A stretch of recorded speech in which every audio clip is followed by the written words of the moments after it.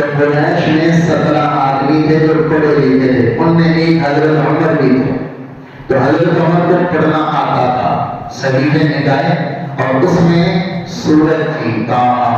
ما انزلنا علیک القرآن لتشقى الا تذکرۃ لمن یخشی تنزیلا ممن خلق الارض والسماوات العلی الرحمن علی العرش استوى له ما في السماوات وما في الارض وما بينهما وما تحت الثرى ان تجهر بالقول فانه يعلم السر واخفى اللہ لا الہ الا ہو لہ الاسماء الحسنى۔ یہ پڑھتے چلے گئے،